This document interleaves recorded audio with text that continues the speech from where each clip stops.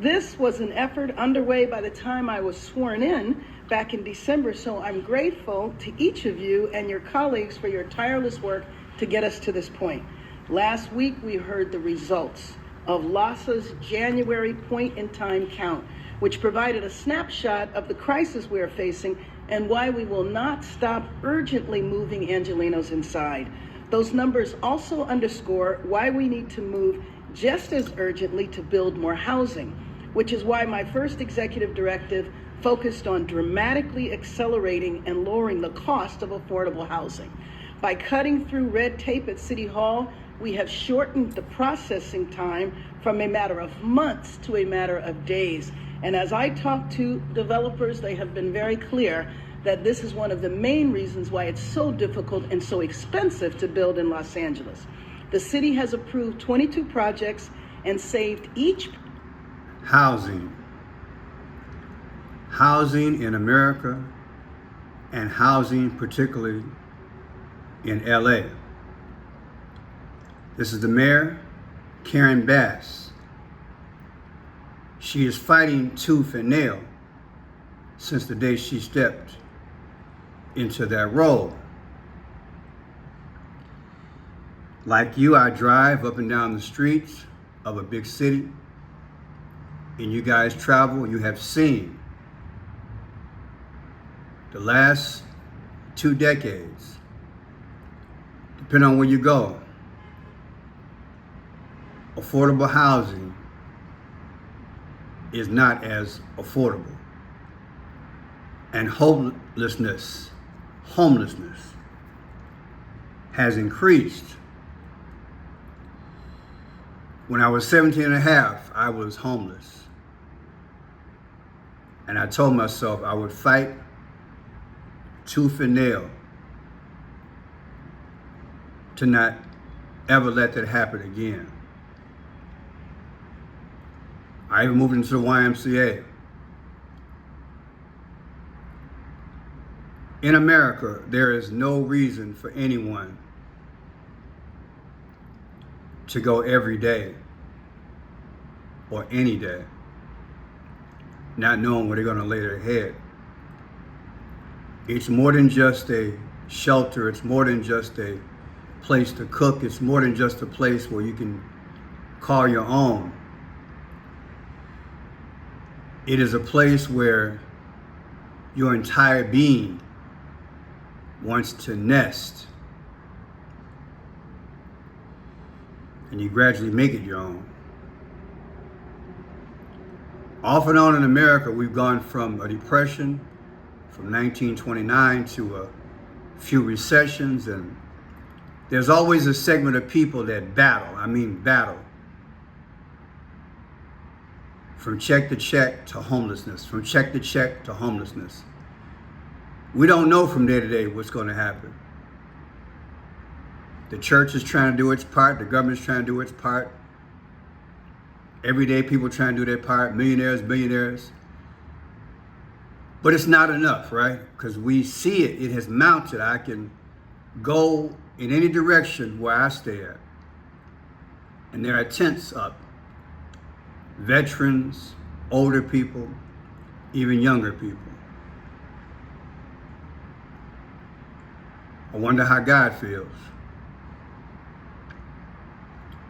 As I did this research, I knew that many of the things I would find would be something I recognized over decades of research in terms of this problem, because I know that America feeds on those at the bottom, and America exploits, and America does not really choose to heal. America takes, but it seldom gives equally in relation to what it takes. I'm going to present this to you. I'm trying to be balanced, but unfortunately, even in these well-intended efforts, there's the exploitation of the money. And that sickens me equally. Now, I'd like for you to put in the comment section if you've seen this in your neck of the woods.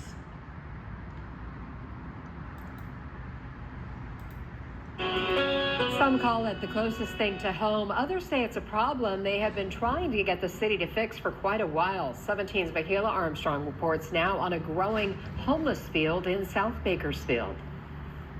You may pass it heading towards the 99 freeway, but this field is home to those without one and an eyesore for the businesses near it. It affects the area.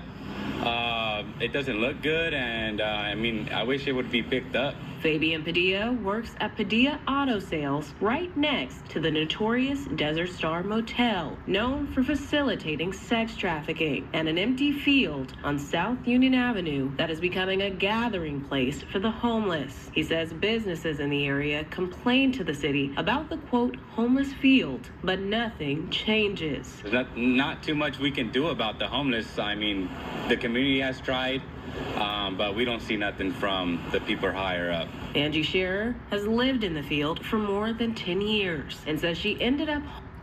It's unfortunate, like I said, a problem throughout the United States. Now here we have an answer I'm going to show you between the mayor and the governor in LA, what they're doing.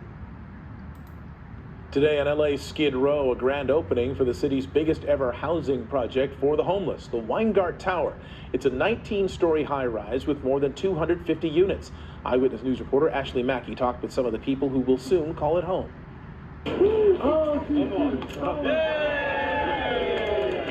LA's largest permanent support housing project is officially open. Located in Skid Row, the 19-story building known as the WiFi Tower has 278 units that will house people experiencing homelessness in Skid Row and the downtown area. Skid Row is a community. It's not just throwaway people. It is a community. And to bring that community together in beautiful housing like this is what everybody deserves. The building comes with several amenities, including 6 common balconies, a cafe, a gym, an art and music room, just to name a few. The apartments are fully furnished, and there will be caseworkers on site to help run and assist the residents. Is this too extreme? It solves the problem. I don't know, maybe temporarily. They got caseworkers. They're getting money from a variety of governmental sources, local and state.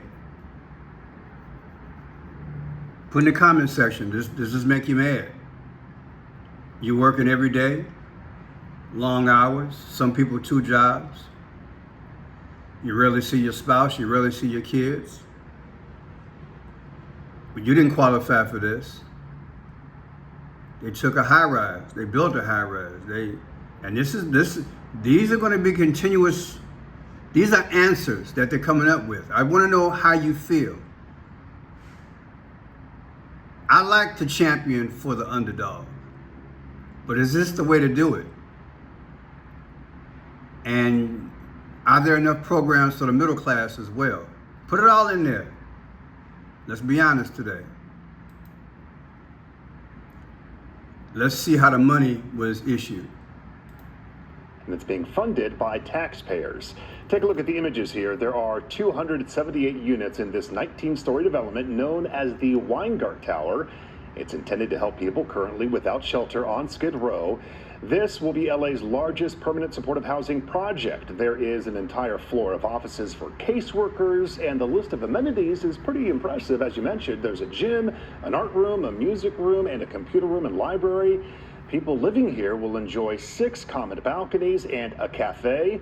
The $165 million project is receiving permanent financing from Proposition HHH, which voters overwhelmingly passed in 2016. The new tower is also receiving state housing funds and $56 million in state tax credits. The grand opening set for later this morning. Several elected officials are going to be there, including Los Angeles Mayor Karen Bass. And guys, this is really just the beginning. There's more planned. Another tower. We went from the projects of the 50s and 60s, especially in big cities like Well, my hometown, Chicago. That was a disaster. It wound up being a social nightmare of drugs, gangs, violence, alcoholism. It was like they built it to make castaways. Have we learned from the 60s? Have we learned from other programs that we have that we can make this work? All hands on deck strategy so we can make more productive citizens. Look, everybody who becomes a hobo or down on their luck or become homeless, they're not necessarily drug addicts, right? Or prostitutes or bad people. Some folks just get down on their luck. Maybe their parents were drug abusers and kicked them out and sexually violated them, and then they're on the street with nowhere to go. So I want to look at all aspects. And my question to you is, how do you feel? Would you go to this? I'm not gonna lie, I would. If I saw an opportunity to make it better and I was homeless, because they didn't have this back in the day when I lived in my car. I went straight from my car to the YMCA. A lot of times, your past dictates your future. So these are healing centers, in other words. But hey, let's move on. Here's John. Haven't utilized him in a while. Just want you guys to see all aspects. How California makes billions on the homeless crisis. Now here's some other houses out here.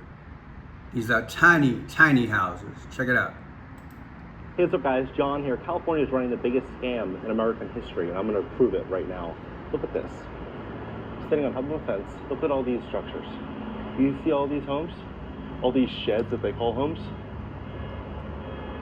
Every single one, they're charging the American taxpayer, the California taxpayer, $830,000 each. To combat the skyrocketing cost of housing units for the homeless. Now cost the city as much as $837,000 per housing unit for the homeless. The state of California has already spent $17 billion on temporary housing for the homeless over the last 4 years.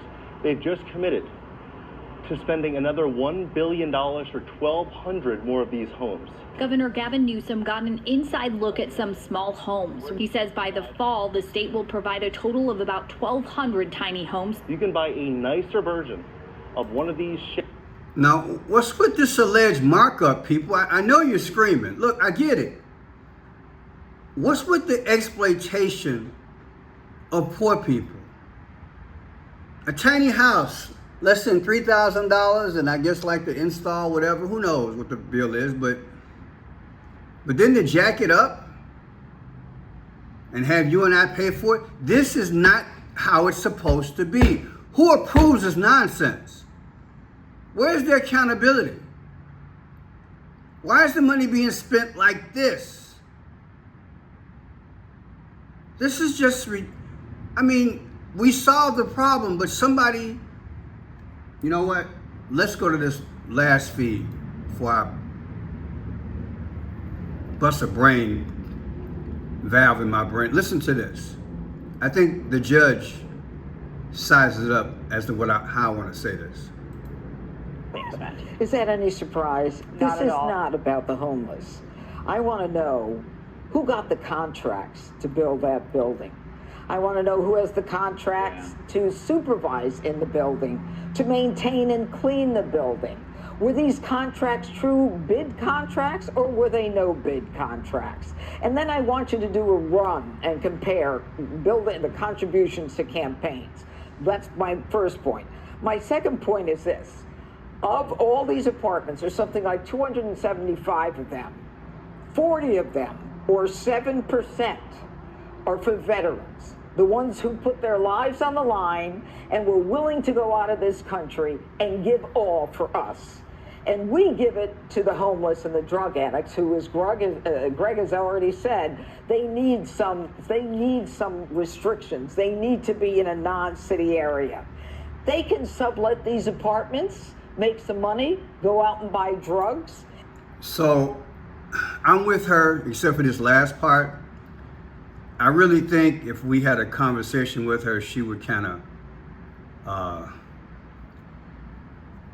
mix it up a little bit more in terms of, like I said initially, everybody's who's homeless is not on drugs. Everybody who's homeless is not a bad character.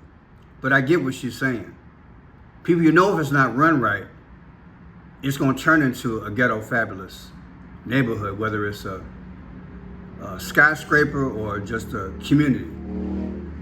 But again, they're doing these things in America. The mayors and governors, they're doing these things. They're announcing their program. But why is there so much Swiss cheese holes so that the projects can be exploited? I don't think there's any other word here. I mean, it's not even laughable. Because look, between the money that I just showed you that John was talking about, right? What John was talking about. All this money being spent per unit. Single one. They're charging the American tax $837,000 per unit. When a tiny house costs less than, what, $30,000? Between this money and the money that they're giving to the migrants, you and I would be happy with the difference. It's called a helping hand. It's called sharing the whole pie. Tell me what you think. I just thought I'd put a series of videos together to try to get and feel the pulse of what's going on. Have you ever been on the board with the mayor or your committee? Have you watched this thing in your particular area? I know you're tired of the homelessness. Everybody is. They're moving along. We're moving along. And it has grown, especially since 2019. And God forbid we have another situation like 2019. But is this the correct way, the proper way to spend money? Where is the oversight? And you know it has happened before. It happens in government. It's like when government is involved, who reins them in? And maybe that's the title I should have of this. Who reins the government in? They come to the rescue, but yet those at the top and the contractors, they get the cream of the money. It's just not right, people. It's just not right. And we need to fix this. We need not be a hero on one hand, yet a villain on the other. My name is Franchise Pearson. If you like the work, please subscribe, thumbs up, tell me what you think. Put in the comment section how you feel. Have you seen this? Did you know about some of this? Were you outraged? Did you just shake your head? Or did you not know and you're shaking your head now? Will you try to go unqualified? Look, I wouldn't blame you. I wouldn't blame you a bit. I guess it's like, well, you know what? I've been killing myself all my life. Let me see if I qualify and get a break. Look, I get it. I'm not going to knock you because I haven't walked in your shoes. But tell me how you feel. Have you utilized a program like this in the past? What was your experience? What was the overall experience? I pray that experience will happen with this new endeavor. But come on, people. $837,000 per unit. That's ridiculous. You guys have a great day.